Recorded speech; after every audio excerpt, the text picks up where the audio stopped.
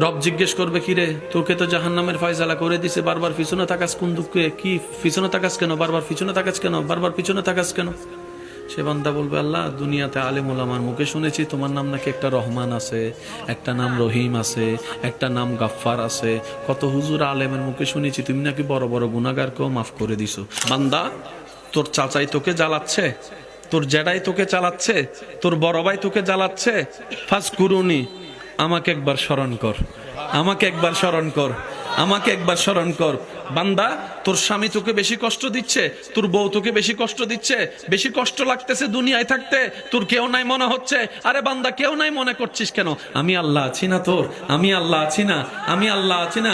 নাহানু আকরাব বলেছি না? আমি আল্লাহ আছি তো। ফাজকুরুনি, একবার স্মরণ কর না আমাকে, একবার স্মরণ কর না আমাকে, একবার স্মরণ কর না আমাকে। আযকুরুকুম, ওই কঠিন বিপদে শান্তির ব্যবস্থা তোর জন্য তোর মালিক, তোর খালিক, তোর রব আমি রব্বুল আলামিন করে দিবই দিব। যথাসময়ে বলেন সুবহান।